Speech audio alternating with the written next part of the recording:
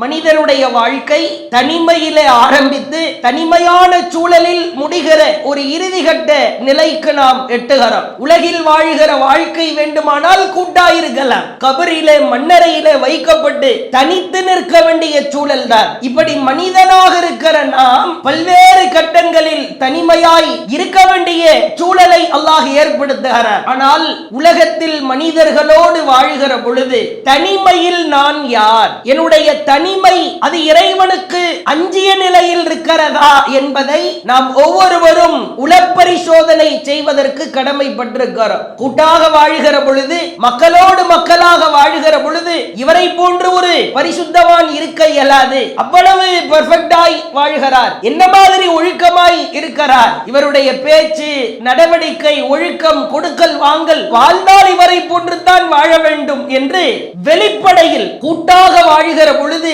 பெயரெடுத்து விடுகிற நாம் அந்தரங்க வாழ்க்கை என்று வந்துவிட்டால் கணிசமான முஸ்லிம்கள், அல்லாஹ் அருள் புரிந்திருக்கிற சிலரை தவிர பலருடைய அந்தர வாழ்க்கை, தனிமையான வாழ்க்கை கொடுமையாயிருப்பதை பார்க்கிறோம். ஷைத்தானின் வலைகளில் சிக்கி சின்ன பின்னமாவதை பார்க்கிறோம். கண்ணியத்திற்குரிய எல்லாம் வல்ல ஏக இறைவனின் அடியார்கள்ல, அல்லாஹ் மனிதர்களை படைத்து தங்களை தாங்களே சுய விசாரணை செய்து கொள்வதற்காக பல்வேறு விதமான வாய்ப்புகளையும், சுய விசாரணை எவ்வாறு செய்து கொள்ள வேண்டும் என்பது குறித்தும் அல்லாஹ் ஏராளமான இடங்களில் மனித குலத்திற்கு பாடம் நடத்துகிறார். அல்லாஹ் திருமறை குர்ஆனில் 75வது அத்தியாயம் 13வது வசனத்திலிருந்து பேசுகிறான். யுனப்பஉல் இன்சான் யௌமஇதின் பிமா கத்தம வாஹர். மனிதர்கள் அவன் முற்படுத்தியதையும் அவன் பிற்படுத்தியதையும் அந்நாளில் அவனுக்கு அறிவிப்பு செய்யப்படும். உன்னுடைய வாழ்க்கையில் எந்த காரியத்தை எல்லாம் முற்படுத்தி செய்தாயா, எந்த காரியத்தை எல்லாம் பின்னால் செய்தாயா, எல்லாவற்றையுமே அந்நாளில் அவனுக்கு அறிவிக்கப்படும். அடுத்த வசனத்தில் அல்லாஹ் பேசுகிறான். 75ல் 14வது வசனம் மிக அழுத்தமான வசனம்.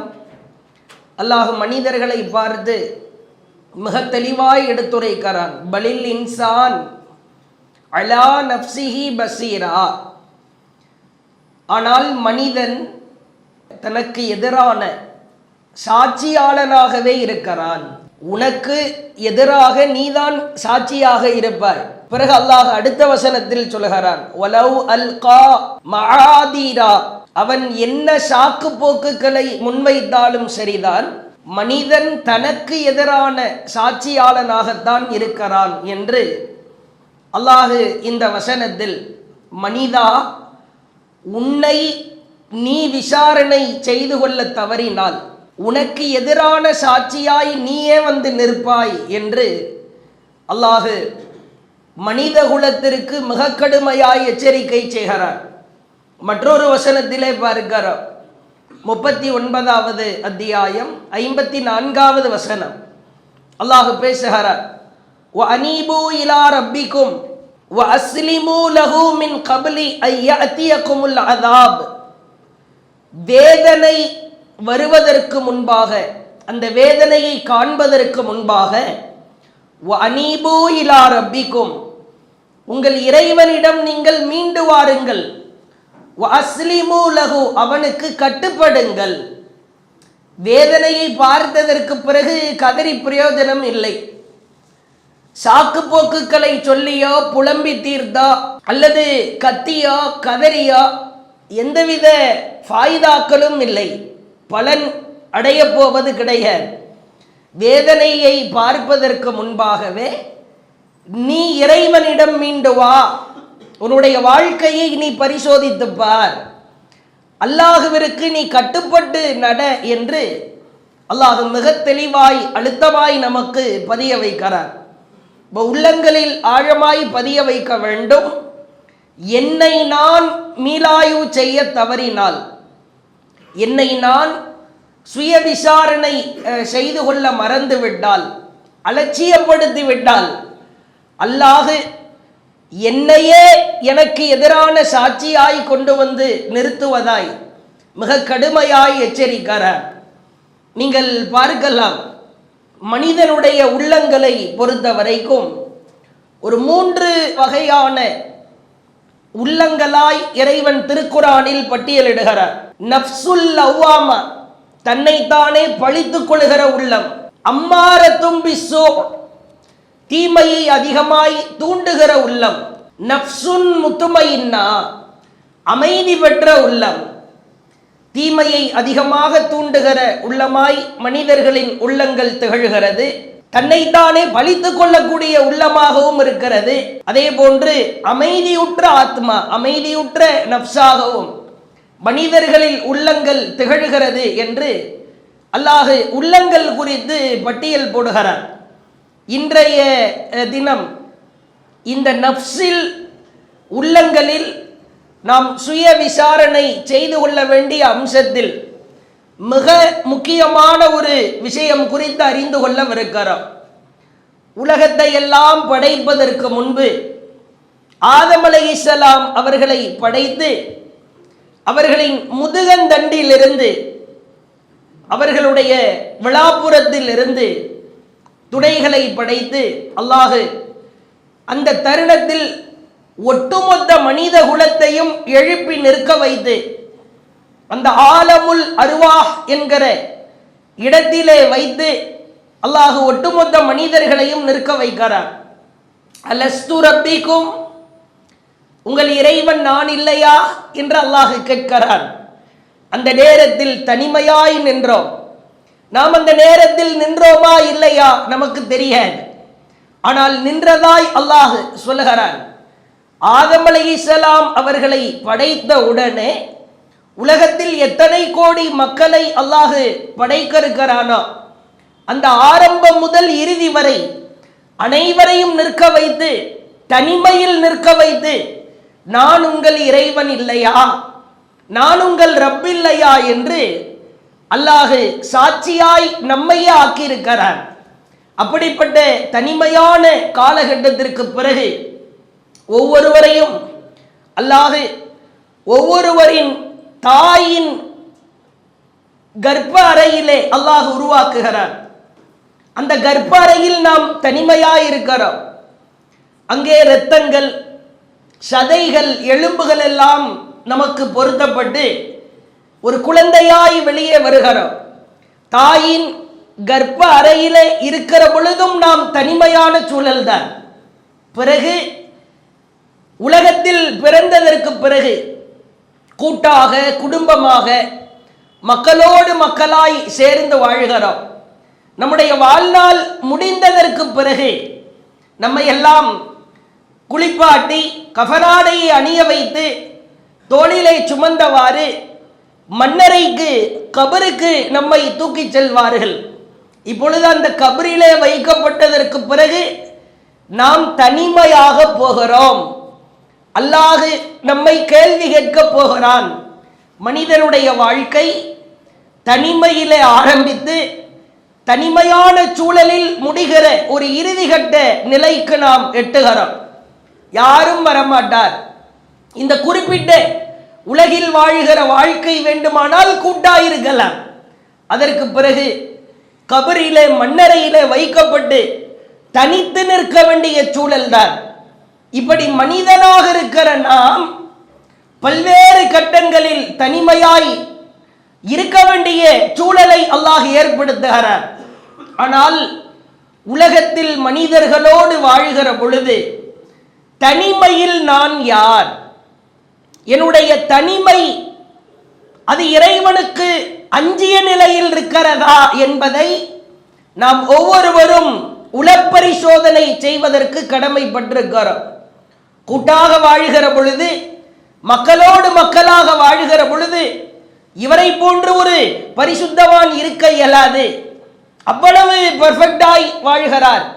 என்ன மாதிரி பேசுகிறார், என்ன மாதிரி ஒழுக்கமாய் இருக்கிறார், இவருடைய பேச்சு, நடவடிக்கை, ஒழுக்கம், கொடுக்கல் வாங்கல், அல்லாஹு வாழ்ந்தால் இவரை போன்றுதான் வாழ வேண்டும் என்று வெளிப்படையில் கூட்டாக வாழ்கிற பொழுது பெயரெடுத்து விடுகிற நாம் அந்தரங்க வாழ்க்கை என்று வந்துவிட்டால் பல பேர், கணிசமான முஸ்லிம்கள், அல்லாஹ் அருள் புரிந்திருக்கிற சிலரை தவிர, யாருடைய இறையச்சம் கொஞ்சம் அதிகமாக இருக்கிறதா, அல்லாஹ்விற்கு அஞ்சி வாழ்கிறார்களா, அப்படிப்பட்ட சிலரை தவிர பலருடைய அந்தர வாழ்க்கை, தனிமையான வாழ்க்கை கொடுமையாயிருப்பதை பார்க்கிறோம்.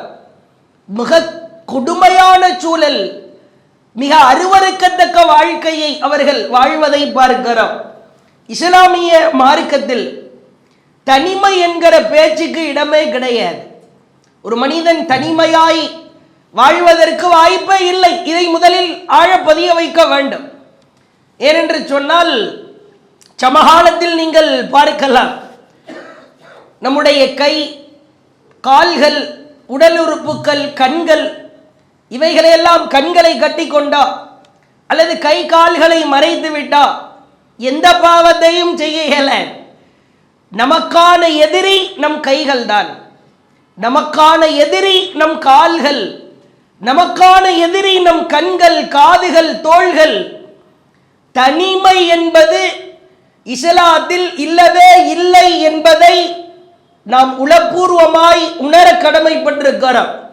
அல்லாஹ் திருமறை குர்ஆனில் சொல்லுகிற மிக அழகான அச்சுறுத்துகிற வார்த்தைகளை காது கொடுத்து கேட்க வேண்டும். தனிமையில் நான் யார், யாரும் இல்லாத சூழலில் நான் யார், கைகளுக்குள் அடங்கி நிற்கிற போன் இருக்கிற பொழுதோ, என் மனைவியோ, என் பிள்ளைகளோ, என் பெற்றோரோ இல்லாத பொழுது, ஒரு தனி அறையில் இருக்கிற பொழுது நான் யார், இதை வைத்துத்தான் அல்லாஹ் நம்மை சிறந்த மனிதர்களாய் முடிவெடுக்கிறார். அல்லாஹ் திருமறை குர்ஆனில் பேசுகிற முத்தாலான வார்த்தைகளை பாருங்கள். 67வது அத்தியாயம் 12வது வசனம். அல்லாஹ் பேசுகிறான், இன்னல்லதீன யக்ஷௌன ரப்பஹும் பில் கைப், தனிமையில் யார் இறைவனை அஞ்சுவார்களோ, லஹும் மக்ஃபிரத்தும் வ அஜ்ருன் கபீர், அவர்களுக்கு மன்னிப்பு இருக்கிறது, பெரிய கூலி இருக்கிறது. மன்னிப்பு என்று சொன்னால் சாதாரண மன்னிப்பு அல்ல. தனிமையில் மறைவாக இருக்கிற பொழுது அல்லாஹ்வை நீ பயந்த காரணத்தினால் பிரம்மாண்டமான மன்னிப்பு இருக்கிறது. அல்லாஹ் பேசுகிறான். அதே போன்று நீங்கள் பார்க்கலாம், 21வது அத்தியாயம் 49வது வசனம், அல்லதீன யக்ஷௌன ரப்பஹும் பில் கைப், தனிமையிலே இறைவனை அவர்கள் அஞ்சுவார்கள். எப்படி அஞ்சுவார்கள் தெரியுமா? வஹும் மினஸ் ஸாஅத்தி முஷ்ஃபிகூன், மறுமை நாளில் அவர்களுக்கு ஏற்படுகிற வேதனைகள் பற்றி அஞ்சுவார்கள் தானே, அந்த மாதிரி தனிமையில் இருக்கிற பொழுது அஞ்சுவார்கள். யுக முடிவு நாள், மறுமை நாள், அல்லாஹுவை சந்திக்கிற பொழுது, அல்லாஹுவின் முன்னிலையில் நிற்கிற பொழுது எப்படி வளவளத்து போவாரா, அந்த மாதிரி தனிமையில் அவர் அஞ்சுவார். மற்றும் ஒரு வசனத்தில் அல்லாஹ் பேசுகிறான் பாருங்கள், வஹாதா ذிக்ரும் முபாரக், இது பாக்கியம் நிறைந்த நற்போதனையாகும். நீ தனிமையில் அஞ்சுவது என்பது அல்லாஹ்விடத்தில் இது பாக்கியம் நிறைந்த ஒரு நற்போதனை. அல்லாஹ் அடுத்து பேசுகிறான் 35வது அத்தியாயம் 18வது வசனம், இன்னமா துந்திரு அல்லதீன யக்ஷௌன ரப்பஹும் பில் கைப், தனிமையில் இருக்கிற பொழுது இறைவனை அஞ்சுவார்கள். வஅகாமுஸ் ஸலா, தொழுகையை நிலைநிறுத்துவார்கள். வமன் தஸக்கா, யார் பரிசுத்தப்படுத்திக் கொள்கிறாரோ, ஃபஇன்னமா யதஸக்கா லினஃப்ஸிஹி, அவர் தன்னைத்தானே தான் பரிசுத்தப்படுத்திக் கொள்கிறார். தனிமையில் அல்லாஹ்வை அஞ்சுகிறாய், தொழுகையை நிலைநிறுத்துகிறாய், இப்பொழுது உன் உள்ளத்தை பரிசுத்தப்படுத்துகிறாய். யாருக்காக? நீ தனிமையில் அல்லாஹ்வை அஞ்சி தொழுகையை நிலைநிறுத்துகிற பொழுது உனக்காகத்தான் நீ பரிசுத்தப்படுத்திக் கொள்கிறாய். அல்லாஹ் மிக அழுத்தமாய் சொல்வதை பார்க்கிறோம். அடுத்து அல்லாஹ் பேசுகிறான். இன்னமா துன்திரு 36வது அத்தியாயம் 11வது வசனம். இன்னமா துன்திரு மனி தபஅ ذிக்ர் வ ஹஷியர் ரஹ்மான பில் கைப்.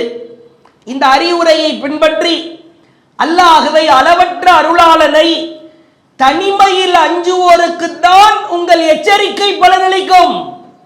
அலர்ட் செய்யலாம், அல்லாஹ்வை பற்றி பேசலாம்.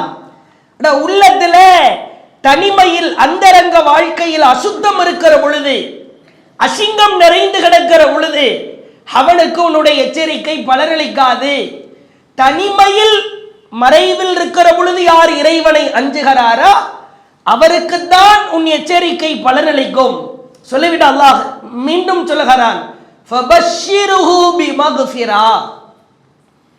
மன்னிப்பு குறித்து அவர்களுக்கு நற்செய்தி சொல்லுங்கள். தனிமையில் அல்லாஹ்வை அஞ்சினா அவங்கள நாம சும்மா விட்டுற முடியுமா?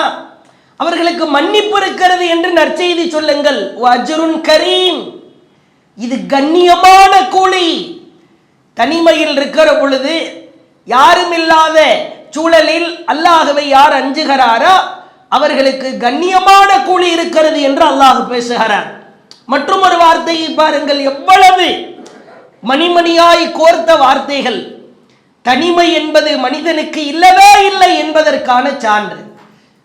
கூட்டத்திலே இருப்போம், ஏதாவது மொபைல்ல ஒரு மியூசிக் வந்துடும், அல்லது ஒரு பாட்டோ படமோ அப்படியே ஸ்க்ரோல் பண்ணிக்கிட்டு இருக்கும்போது தள்ளிக்கிட்டு இருக்கும்போது வந்துடும். பக்கத்தில் இருக்கிறவர் சொல்லுவேன், அஸ்தக்ஃபிருல்லாஹ், என்னப்பா இப்படியெல்லாம் பாட்டு கேட்குறீங்க, படத்தை பார்க்குறீங்க. வெளிப்படையில் ஆஹா இவர் பெரிய தக்குவாதாரியாக இருப்பார் போல, பயங்கரமா அல்லாஹ்வை அஞ்சு நடப்பவராக இருப்பார் போல என்று தெரியும். நம்ம கிட்ட இங்க அவர் அறிவுரை சொல்லிவிட்டு அவருடைய தனிமை வாழ்க்கையை பார்த்தால் காதுகளில் எதை கேட்பாரோ அல்லாஹ்வுக்கு தான் தெரியும். இப்படி பலரை பார்க்கிறோம். ஒரு அறிவுரை என்பது வெளிப்படையா இருப்பது அல்ல. நீ கூட்டமாய் இருக்கிற பொழுது எந்த ஒரு தவறையும் செய்ய மாட்டாய், செய்ய முடியாது. அல்லாஹ்விற்கு அஞ்சுகிறோமோ இல்லையா, சக மனிதர்களுக்கு அஞ்சுவோம். அப்படித்தான் இன்றைக்கு போய்கொண்டிருக்கிறேன். நீ கூட்டமாக இருக்கிற பொழுது செய்கிற காரியத்தை அல்லாஹ் பார்க்கவே இல்லை. பல பேர் சரி நமக்கு தூக்கம் வரல, ஏதாவது பயான கேட்போம் அப்படின்னு உள்ள போனா யூடியூப்ல பயான் கேட்டுக்கிட்டு இருக்கும் போது கிளிக் மீன்னு வந்துடும்.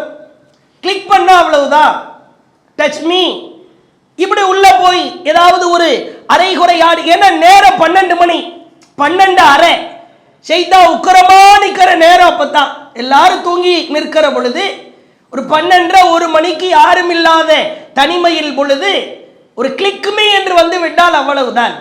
பல பேர் இரவு 1 மணிக்குள்ளே தானே போர்வைக்குள்ள இருந்து வெளிச்சம் வருகிறேன்.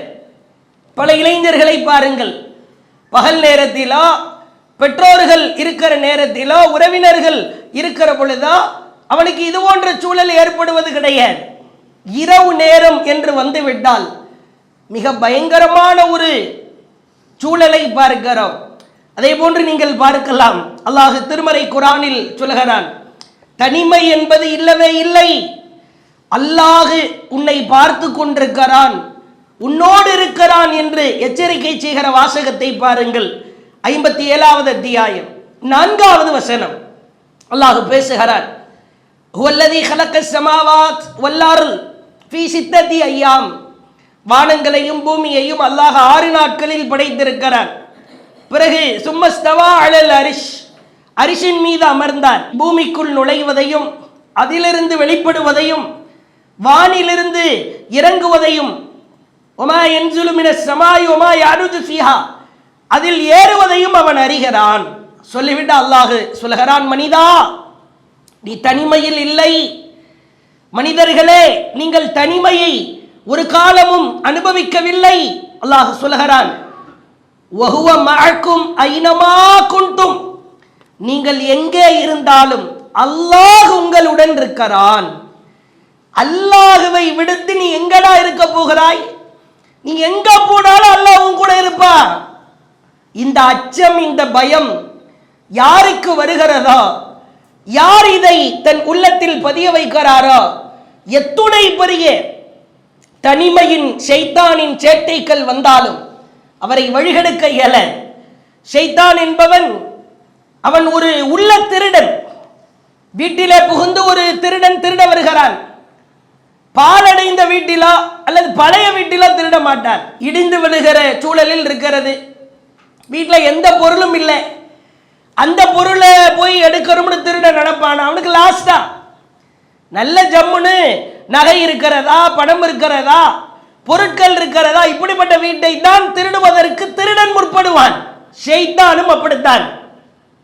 யாரிடத்தில் அதிகமான தொழுகை இருக்கிறதோ, நோன்பு இருக்கிறதோ, தஹஜ்ஜத் தொழுகிறாரோ, தர்மம் கொடுக்கிறாரோ, அல்லாஹ்வுக்கு அஞ்சி நடக்க வேண்டும், பெண்களை ஏறெடுத்து பார்க்க கூடாது, அந்நிய பெண்ணிடத்தில் பேசக்கூடாது என்று யார் நினைக்கிறாரோ அப்படிப்பட்ட நிரம்பி இருக்கிற உள்ளத்தில் வந்து தான் திருட வருவான். கேடுகட்ட சிந்தனைகளை போடுவான். அப்ப அல்லாஹ் என்னோடு இருக்கிறான் எங்கு போனாலும். அல்லாஹ் மற்றும் ஒரு வசனத்திலே பேசுகிறான் பாருங்கள், மிக அழகான வசனம். தனிமை என்பதற்கு இடமே இல்லை. இளைஞர்கள், இளைஞர் பெண்கள், ஆண்கள், பெண்கள் அனைவரும் இந்த வசனத்தை உள்ளத்தில் ஆழப்பதிய வைக்க வேண்டும். 58வது அத்தியாயம் 7வது வசனம் அல்லாஹ் சொல்கிறான், அலம் தர அன்னல்லாஹ், நீங்கள் அறிய வேண்டாமா, அல்லாஹ் யஅலமு மா ஃபிஸ் ஸமாவாதி வ மா ஃபில் அர்ல், வானங்களில் உள்ளவற்றையும் பூமியில் உள்ளவற்றையும் அவன் அறிகிறான் என்பதை நீர் அறிய வேண்டாமா? அடுத்து அல்லாஹ் பாடம் எடுக்கிறான். மா யகூனு மின் நஜ்வா, நீங்கள் ரகசியம் பேசுகிறீர்கள். சலாசா, மூவர் ரகசியம் பேசுகிறீர்கள். 3 பேர் சேர்ந்து ஒரு பிளான் போடுறீங்க, திட்டம் போடுறீங்க. இல்லாஹுவ ராபியுஹும், அந்த மூவரோடு ஒருவராய், நான்காவதாய் அல்லாஹ் அவர்களுடன் இல்லையா? அல்லாஹ் கேட்கிறார். 3 பேர் சேர்ந்து திட்டம் போட்டதா நினைக்கிறியா? ராபியா, ஃபோர்த் ஒன்னா ரப் இருக்கிறான்டா. அடுத்து அல்லாஹ் சொல்கிறான், வலா ஹம்சதின், 5 பேர் சேர்ந்து ஒரு ரகசியம் போடுகிறீர்கள், பேசுகிறீர்கள். நஜ்வா ரொம்ப உலக மகா ரகசியம், இந்த ரகசியத்தை பேசுகிறாய். இல்லாஹுவ சாதிசுகும், உங்கள் 5வரோடு +1 கூடுதல் ஒருவராய், சாதிஸ் 6வதாய் அல்லாஹ் இருக்கிறான் என்பதை அறிய வேண்டாமா? சொல்லிவிட்டா அல்லாஹ் இப்போ ஒரு காமன் ஃபார்முலா, ஒரு சூத்திரத்தை சொல்கிறான். வலா அத்னா மின் தாலிக் வலா அக்ஸர இல்லாஹுவே, நீ அதிகமா எத்தனை பேர் இருந்தாலும், கம்மியா எவ்வளவு குறைவா இருந்தாலும், ஹுவ மஅஹும் ஐனமா கானு, நீங்கள் எங்கே இருந்தாலும் அல்லாஹ் அவர்களுடன் இருக்கிறான் என்பதை அவர்கள் அறிய வேண்டாமா? ஒருத்தன் பேசுறியா? ஒரு உலக யாருக்குமே தெரியாது, எனக்கு மட்டும்தான் தெரியும். சம்பந்தப்பட்ட எதிர்பார்ட்டி எதிர்புறத்தில் இருப்பவருக்கு தெரியும். உன் கூட அல்லாஹ் இருக்கிறான்.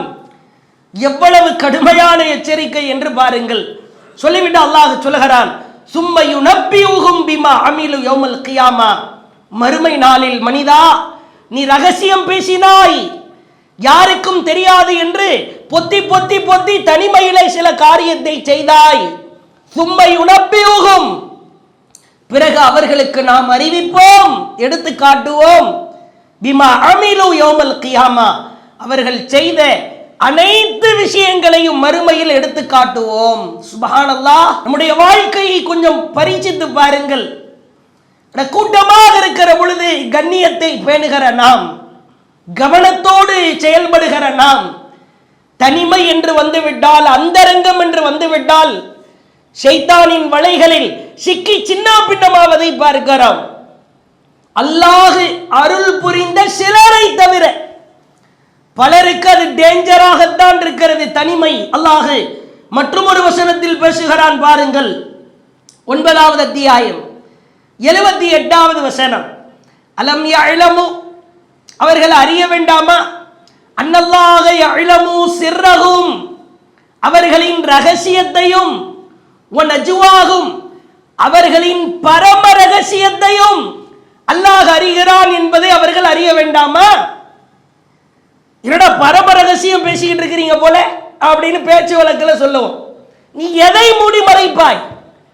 லாக் லாக்கா போட்டு வைக்கிற வாட்ஸ்அப்புக்கு ஒரு லாக்கு, இன்ஸ்டாகிராமுக்கு ஒரு லாக்கு, மெசஞ்சருக்கு ஒரு லாக், அதனால மறைச்சிட முடியுமா? அல்லது நீ ஏதாவது ஒரு ஆபாசத்தை பார்த்து விட்டு ஆல் கிளியர் டெலீட் என்று கொடுக்கிறாய், அதனால மறைஞ்சு போயிருமா? நீ என்னத்தெல்லாம் பார்த்தேன்னு லிஸ்ட் வச்சிருக்கிறண்டா. அல்லாஹ் சொல்லுகிறான், அவர்கள் மறைக்கிற ரகசியத்தையும் பரம ரகசியத்தையும் அல்லாஹ் அறிகிறான் என்பதை அவர்கள் அறிய வேண்டாமா? அல்லாஹ் சொல்லிவிட்டு சொல்கிறான், அன்னல்லாஹ் அல்லாமுல் குயூப், அல்லாஹ் மறைவானவற்றை நன்கறிபவன். அல்லாஹுவின் தூதர் அவர்கள் மிக முக்கியமான ஒரு செய்தி குறித்து எச்சரித்தார்கள். சஹீஹ் புகாரியிலே பார்க்கிறோம், 3601வது செய்தி. இந்த காலகட்டத்தில் தான் நாம் வாழ்கிறோமோ என்று நினைக்க தோன்றுகிற அளவிற்கு இந்த செய்திகள் நம் உள்ளத்தில் பதிய வைக்கப்பட வேண்டும். அல்லாஹுவின் தூதர் சொன்னார்கள், ஷதகூன் ஃபிதன், ஒரு காலம் வரும், குழப்பங்கள் நிறைந்த காலம் வரும். அல் காயித் ஃபிஹா கைரும் மினல் காயின், அமர்ந்திருப்பவனை விட அந்த குழப்பத்தின் பால் எழுந்து நிற்பவன் இருக்கிறானே, அந்த குழப்பத்தை பார்க்கறதுக்கு எழுந்திருச்சு நிற்கிறான் ஒருத்தன். எதுவுமே வேணாம், சலாமத்தா இருந்துருவோம், என்ன குழப்பம் வந்தா நமக்கு என்னன்னு ஒருத்தன் அமர்ந்திருக்கிறான். எழுந்து நிற்பவனை விட அமர்ந்திருப்பவன் சிறந்தவன். எழுந்திருச்சு பார்க்க கூட செய்யாத அந்த குழப்பத்தை. அடுத்து சொன்னார்கள், ஒல் காயின், ஒருவன் நின்று கொண்டிருக்கிறான், ஃபிஹா கைரும் மினல் மாஷ், அந்த குழப்பத்தை என்னவென்று பார்ப்பதற்கு ஒருவன் நடந்து செல்கிறான். நடந்து போபவனை விட நின்று கொண்டிருப்பவன் சிறந்தவன். நமக்கு எதுக்கு ஒம்பு தும்பு, நின்னுக்குவோம், நம்ம பாட்டில் நின்னுக்குவோம், என்ன குழப்பம் வந்தா நமக்கு என்ன என்று சொல்லி அந்த குழப்பத்தை நோக்கி நடப்பவனை விட நிற்பவன் சிறந்தவன். அடுத்து சொன்னார்கள், ஒல் மாஷி, ஒருவன் நடந்து செல்கிறான், ஃபிஹா கைரும் மினஸ் சாஇ, அந்த குழப்பம் என்னவென்று ஓடி பார்க்க ஒருவன் செல்கிறான். ஓடி போய் பார்க்கிறான், என்ன நடக்குது, டிவியில என்ன போடுறாங்க, கூட்டமா சேர்ந்து இருக்கிறாங்களா பீச்சில், என்ன நடக்குது, எல்லாம் குழப்பம். கூட்டமா எதை காட்டினாலும் போய் பார்க்கிற ஒரு கூட்டம் இருக்கிறதா இல்லையா? அல்லாஹுவின் தூதர் சொன்னார்கள், அந்த குழப்பத்தின் பால் ஓடி போகுபவனை விட நடந்து நாம் உண்டு நம் வேலை உண்டு என்று செல்பவன் சிறந்தவன். சொல்லிவிட்டு இறுதியாய் சொன்னார்கள், ஒமை யுஸ்ரிஃப் லஹா, இது போன்ற காலத்தை நீங்கள் அடைந்தால் தஸ்தஷ்ரிஃபுஹு, நீங்கள் கவனமாயிருங்கள், அது உங்களை வீழ்த்தி அழித்துவிடும். ஒமன் வஜத், ஒருவேளை இது போன்ற காலத்தை நீங்கள் அடைகிற பொழுது மல்ஜா அவ் மஆது, புகழிடத்தையோ அல்லது அபயம் தரும் ஒரு தனிமையையோ உங்களுக்கு கிடைக்கும் என்றால் அதை பெற்றுக் கொள்ளுங்கள். ஒரு புகலிடம், ஒதுங்கிற இடம், குழப்பத்தை விட்டு தப்பிச்சு போற ஒரு இடம் கிடைக்குமா, அதை பெற்றுக்கொள். இல்லை ஒரு தனிமை கிடைக்குமா, அந்த தனிமையில் இருந்து அமல் செய்ய முடியுமா, செய்து கொள். இதை தொடர்ந்து அல்லாஹுவின் தூதர் சொன்னார்கள், ஒரு காலம் வரும், அந்த காலத்தில் ஆடுதான் சொத்துக்களில் சிறந்த சொத்துக்களாய் இருக்கும். அந்த ஆடுகளை எடுத்துக்கொண்டு குழப்பத்தை விட்டு தப்பிப்பதற்காக மலைப்பாங்கான இடத்திற்கு ஒரு அடியான் சென்று இறைவனை வணங்க ஆரம்பிப்பான். வேணாம்டா, உங்க குழப்பம் எதுவுமே வேண்டாம், ஒருத்த மலை உச்சிக்கு போயிட்டா டவர் கிடைக்குமா, போன் யூஸ் பண்ண முடியுமா, டிவி கனெக்ஷன் வருமா, கேஸ் கனெக்ஷன் வருமா? அல்லாஹ்வுடைய தூதர் சொல்றாங்க, இப்படிப்பட்ட ஒரு காலம் வரும், ஆடுகள் சொத்துக்களில் சிறந்ததா இருக்கும், வேற வழியே இல்லை. இருக்கிற கம்மியான ஆடை தூக்கிட்டு அந்த மலைக்கு மேல் நான் இருப்பது எனக்கு சிறந்தது என்று புறப்பட்டு விடுவான். அவ்வளவு மோசமான ஒரு காலகட்டத்தில் நாம் வாழ்ந்து கொண்டிருக்கிறோம். மற்றும் ஒரு சம்பவத்தை பாருங்கள், 50வது அத்தியாயம் 17வது வசனம். இது யதலக்கல் முத்தலக்கியான் அனில் யமீனி வ அனிஷ் ஷிமாலி கஈத், அவர்களின் இடப்புறமும் வலப்புறமும் எடுத்து எழுதுகிற 2 பதிவாளர்கள் உண்டு. மா யல்ஃபிது மின் கவுல் இல்லா லதைஹி ரகீபுன் அதீத், அவர்கள் பதிவு செய்வதற்கு தயாராகவே இருக்கிற பொழுது அந்த கண்காணிப்பாளர் அந்த மனிதனிடம் இருக்கும் நிலையிலேயே தவிர அவன் எந்த காரியத்தையும் செய்வது கிடையாது. சொல்லிவிட்டு அல்லாஹ் மீண்டும் சொல்கிறான், மற்றும் ஒரு வசனத்தில் சொல்லுகிறான், 82வது அத்தியாயம் 10வது வசனம், வ இன்ன அலைக்கும் லஹாஃபிதீன் கிராமன் காத்திபீன், உங்கள் மீது கண்காணிப்பாளர்கள் இருக்கிறார்கள், அவர்கள் கண்ணியத்திற்குரிய எழுத்தாளர்கள். கண்காணிப்பாளர்கள் இல்லாமல் நீ எந்த பாவத்தை செய்ய போகிறாய், எந்த காரியத்தை செய்ய போகிறாய்? பயம் வேண்டாமா? சென்ற ஆழமாய் சிந்தித்து பாருங்கள். அல்லாஹ்வின் தூதர் அவர்கள் எச்சரிக்கை செய்கிற மற்றும் ஒரு எச்சரிக்கையை பாருங்கள். நாம் எவ்வளவோ சிரமப்பட்டு அமல் செய்கிறோம், தஹஜ்ஜத் முடிந்த அளவிற்கு தொழுகிறோம். அது ஒரு ரமலான் மாதத்தில் தான் இரவு தொழுகையா தஹஜ்ஜத் தொழுகையா பெரும்பாலும் கணிசமான மக்கள் தொழுகிறோம். சிலர் மற்ற மாதங்களிலும் அதை வழக்கத்தில் வைத்திருக்கலாம், ஒரு சிலர் தான். ஆனால் நாம் செய்கிற அமல்கள் எல்லாம் பரப்பப்பட்ட புழுதியாய் போய்விடக் கூடாது என்று சொன்னால் இந்த தனிமையை எவ்வளவு கவனமாய் நாம் பயன்படுத்த வேண்டும் என்பதற்கான சான்று. இப்னு மாஜா என்கிற நபிமொழி தொகுப்பிலே பதிவு செய்யப்பட்டிருக்கிற அல்லாஹ்வின் தூதர் சொன்னார்கள், லா அஅலமன்ன அக்வாமா மின் உம்மத்தி, வார்த்தையை நன்றாய் கவனிக்க வேண்டும். என்னுடைய சமுதாயத்திலிருந்து சில கூட்டங்கள், சில கூட்டத்தார்கள் உண்டு. யஅதூன யௌமல் கியாமா, அவர்கள் மறுமையிலே வருவார்கள். ரசூலுல்லாஹ் என்னுடைய சமுதாயம்னு சொல்றாங்க. ஆது சமுதாயம், சமூது சமுதாயம், பனு இஸ்ரவேலர்கள் சமுதாயம், ஈசா அலைஹிஸ்ஸலாம் உம்மத்து, இப்ராஹிம் அலைஹிஸ்ஸலாம் சமுதாயம், அப்படி சொல்லல. என்னுடைய சமுதாயத்தில் இருந்து ஒரு கூட்டம் வரும். யஅதூன யௌமல் கியாமா, மறுமை நாளில் வருவார்கள். அவர்களை நான் பார்ப்பேன். பி ஹசனாத், அவர்களின் நன்மைகள் எவ்வளவு இருக்கும் தெரியுமா? அம்சாலி ஜிபாலி திஹாமா பியதன், இந்த திஹாமான்ற ஒரு மலை உண்டு, அந்த மலை அளவிற்கு அவர்களுடைய வணக்க வழிபாடுகள் நிரம்பி கிடக்கும். ஒரே தொழுகை தான், நோன்பு தான், உபரியான வணக்கம் தான், இரவு நேர தஹஜ்ஜத் தொழுகை தான். முழுக்க முழுக்க மலை அளவிற்கு அவர் நன்மையை செய்திருப்பார். அல்லாஹ்வின் தூதர் சொன்னார்கள், ஆனால் அந்த திஹாமா மலையளவிற்கான நன்மையை ஃபயஜ்அலுஹு அல்லாஹு அஸ்ஸ வஜல், இறைவன் அதை எடுப்பான். ஹபாம் மன்சூரா, பரப்பப்பட்ட புழுதி போன்று அதை ஒன்றுமில்லாமல் ஆக்கிவிடுவான். மலை அளவிற்கான நன்மையை கொண்டு வருவார். ஹூ என்று ஊதி பரப்பப்பட்ட புழுதியை போன்று அல்லாஹ் ஆக்கிவிடுவான். உடனே நபித்தோழர்கள் எல்லாம் அப்படியே பதறுகிறார்கள், துணிக்கிறார்கள். அல்லாஹ்வின் தூதரிடத்திலே கேட்கிறார்கள், யா ரசூலல்லாஹ், அல்லாஹ்வின் தூதரே, சிஃப்ஹும் லனா, அவர்களின் அடையாளங்களை சொல்லுங்கள். ஜல்லிஹிம் லனா, அவர்கள் யார் என்று சொல்லுங்கள். அல்லாஹ் நகூன மின்ஹும், நாங்கள் அவர்களின் கூட்டத்தில் ஆகிவிடக் கூடாது, சொல்லுங்கள் அல்லாஹ்வின் தூதரே. பதறாங்க. வநஹனு லா நஅலம், எங்களுக்கு அவங்க யாருன்னு தெரியல, சொல்லுங்க.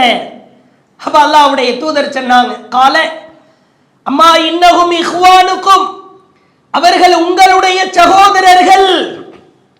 ஒமின் ஜில்ததிக்கும், உங்களுக்கு இருப்பது போன்று தோள்கள் உடல்கள் அவர்களுக்கும் உண்டு. அவர்கள் யார் தெரியுமா?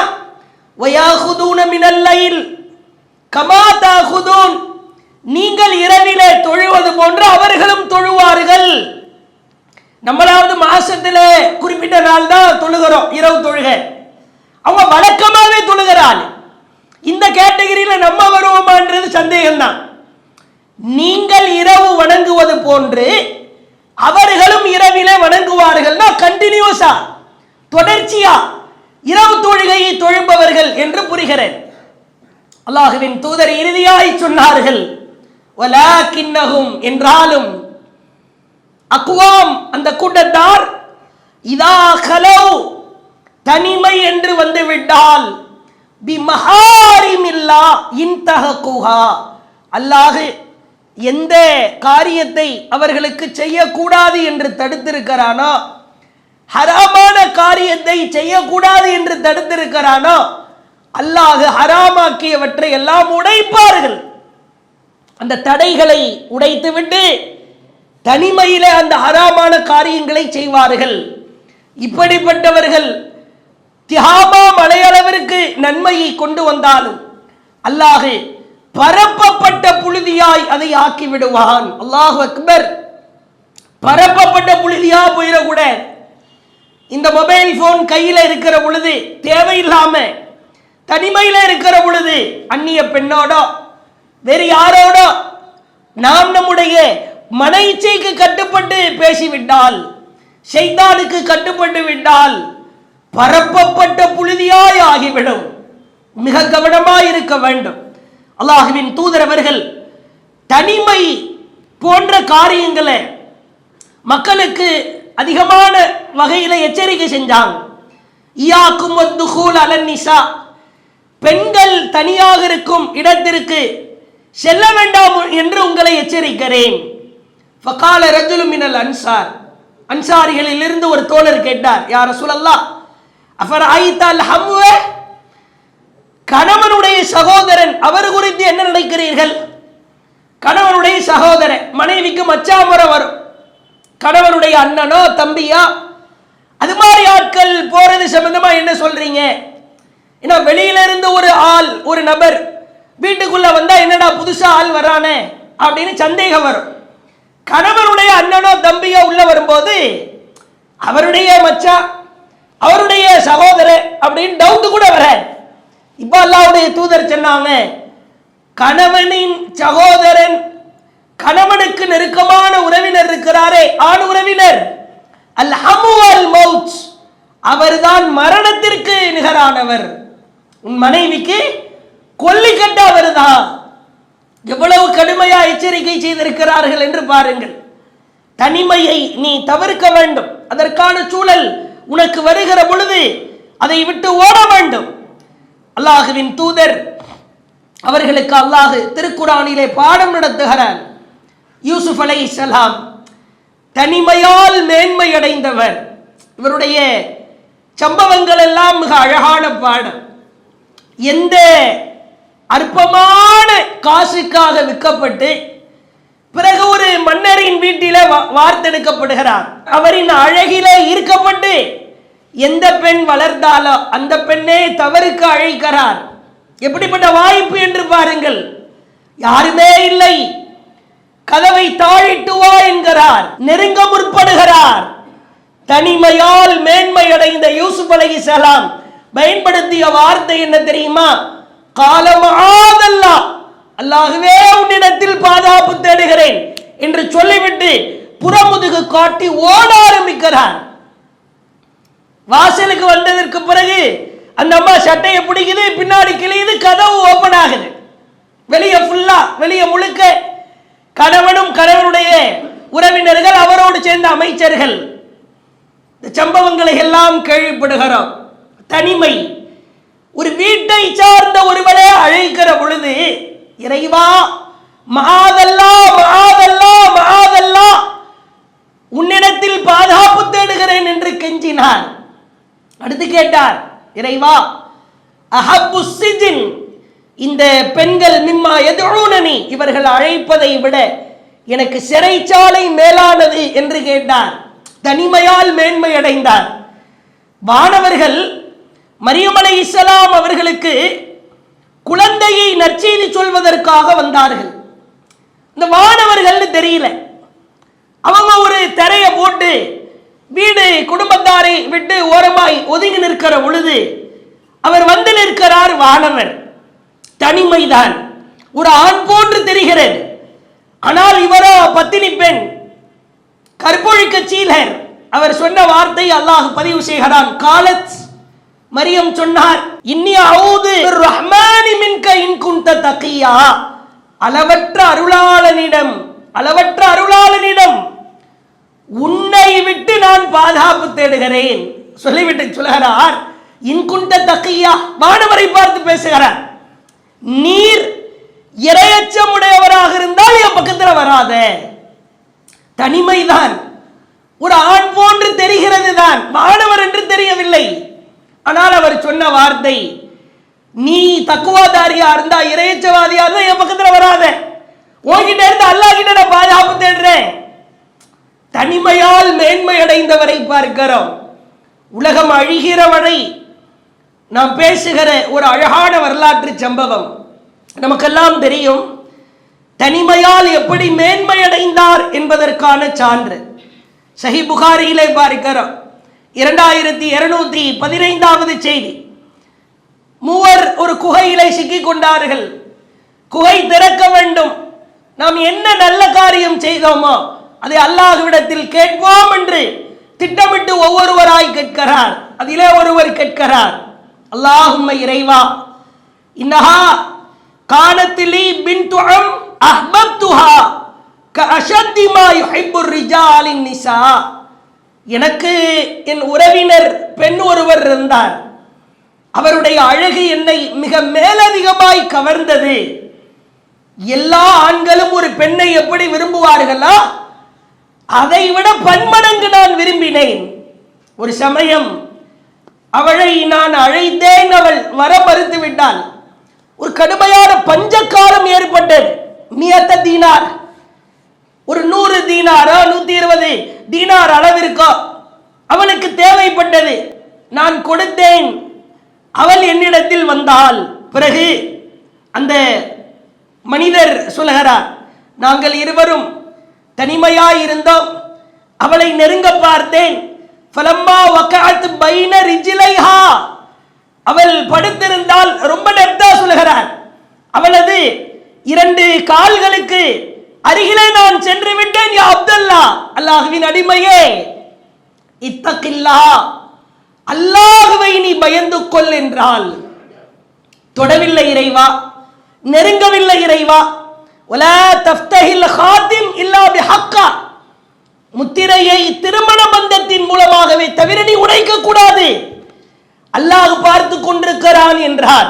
உடனே ஃபகுந்து, இறைவா நான் எழுந்து விட்டேன். ஃபஇன் குன்த தஅலமு அன்னி ஃபஅல்துஹு இப்திஹா வஜ்ஹிக், இறைவா இந்த காரியத்தை உன் திருப்பொருத்தத்திற்காகத்தான் நான் செய்தேன் இறைவா, கெஞ்சுகிறார். குகை அப்படியே திறக்கிறது. யோசித்து பாருங்கள், தனிமையால் மேன்மை அடைந்தவர். சாதாரண விஷயம் கிடையாது. எவ்வளவு ஒரு நெருக்கம். அல்லாஹ் மீது உறுதியாய் தவக்கல் வைத்து தனிமையை நாம் ஜெயித்து விட்டோம் என்று சொன்னால் மறுமையை வெல்ல போகிறோம் என்று அர்த்தம். தனிமையை ஜெயிக்கிறோமா? தனிமையில் நம்முடைய வாழ்க்கையை பரிசோதனை செய்கிறோமா? இரவு நேரம், யாரும் இல்லாத நேரம், ரூமில அறையில நாம் மட்டும் இருக்கிறோம். ஆபாச படங்களை பார்க்கிறான். தாயின் காலடி சப்தமோ, தந்தையின் குரலோ, அல்லது யாரேனும் வருகிறார்கள் என்று தெரிந்தால் வேக வேகமாய் போனில பார்த்ததை எல்லாம் டெலிட் செய்கிறான், ஆஃப் செய்து வைக்கிறான். அல்லாஹ் பார்த்து கொண்டிருக்கிறான் என்கிற பயம் இல்லை. அத்தா கூப்பிடுறாரு, அம்மா கூப்பிடுறாங்க, கூட இருக்கிறவங்க பார்த்துருவாங்க என்கிற பயம் அவனுக்கு உள்ளத்திலே தோன்றுகிறது. இவ்வளவு பலவீனமாய் மனிதன் இருப்பதை பார்க்கிறோம். இறுதியாய் பாருங்கள், தனிமையால் மேன்மை அடைந்த மற்றும் ஒரு அழகான ஒரு சம்பவத்தை பார்க்கலாம். அல்லாஹ்வின் தூதர் அவர்கள் காலகட்டத்திலே ஜுஹைனா குலத்தை சார்ந்த ஒரு பெண்மணி, அவர் ஒரு தவறை செய்து விடுகிறார், விபச்சாரத்திலே ஈடுபடுகிறார். ஆனால் அவருடைய உள்ளம் உறுத்துகிறது. யாரும் அவளை பார்க்கவில்லை, கையும் களவுமாய் பிடிக்கவில்லை. அல்லாஹ்வின் தூதர் அவர்களிடத்திலே வருகிறார். யா ரசூலல்லாஹ், நான் விபச்சாரம் செய்து விட்டேன், எனக்கான தண்டனையை கொடுங்கள் என்று கேட்கிறார். சஹீஹ் முஸ்லிமிலே 3501வது செய்தியாய் பார்க்கலாம். அவளுக்கான கல்லறி தண்டனை கொடுக்கப்படுகிறது. இவளை ரசூலுல்லாஹ் இந்த பெண்மணியை எந்த அளவிற்கு மேன்மைப்படுத்துகிறார்கள் என்று பாருங்கள். இவருக்காக அல்லாஹ்வின் தூதர் அவர்கள் ஜனாசா தொழுகை வைக்க நிற்கிறார்கள். கல்லால் அடி, ரத்தம் சொட்டுகிறது, அந்த இடத்திலேயே மரணிக்கிறார். ஃபகால லஹு உமர், உமர் ரலியல்லாஹு அவர்கள் நபிகளாரை ஸல்லல்லாஹு அலைஹி வஸல்லம் அவர்களை தடுக்கிறார். உமர் கேட்கிறார், துஸல்லி அலைஹா யா நபி அல்லாஹ் வகத் ஸனத், ஒரு விபச்சாரிக்கு தாங்கள் ஜனாசா தொழுகை வைப்பதா நியாயமா? அவள் விபச்சாரம் செய்திருக்கிறாள், அவருக்கு நீங்கள் ஜனாசா தொழுகை வைக்க போகிறீர்களா? அல்லாஹ்வின் தூதர் சொன்னார்கள், ஃபகால் லகத் தாபத் தௌபத்தன், இவர் பாவ மன்னிப்பு கேட்டிருக்கிறார். அதனுடைய அளவு எப்படி தெரியுமா உமரே? லவ் குசிமத் பைன சபஈன மின் அஹ்லில் மதீனா, மதீனாவில் இருக்கிற 70 பாவம் செய்தவர்களை வரவழைத்து இவள் பாவ மன்னிப்பை பங்கிட்டு கொடுத்தால் லவசிஅத்துஹும், அந்த 70 பேருக்கும் இவளுடைய பாவ மன்னிப்பு போதுமானதாக இருக்கும். சொல்லிவிட்டு அல்லாஹ்வின் தூதர் சொன்னார்கள், வஹல் வஜத்த தௌபா அஃதல மின் அன் ஜாதத் பி நஃப்ஸிஹா லில்லாஹி தஆலா, அல்லாஹ்விடத்தில் தனிமையால் தவறு செய்து பாவம் செய்து மன்னிப்பு கேட்டு திருந்திய இவளை விட சிறந்த பாவ மன்னிப்பு தேடுபவர் வேறு யார் இருக்கிறார்? தப்பு செஞ்சிட்டாங்க, தப்பை திருந்தி மன்னிப்பு கேட்டு தண்டனையும் கிடைத்து விட்டது அல்லவா? 70 நபர்களுக்கு இந்த பாவ மன்னிப்பை பங்கு வைத்து கொடுத்தாலும் அந்த 70 பேரும் சுவனம் செல்வதற்கு அந்த மன்னிப்பே போதுமானதா இருக்கும் என்று அல்லாஹ்வின் தூதர் சொல்லுகிற செய்தியை பார்க்கிறோம். முடிவெடுப்போம். இறைவா, தனிமையில் இவ்வளவு காலம் என் மனைவியை தவிர வேறு ஒரு அந்நிய பெண்ணிடத்தில் நான் பேசியிருக்கிறேன், இரவு நேரம் கண்ட கருமங்களையும் பார்த்து விட்டேன் இறைவா.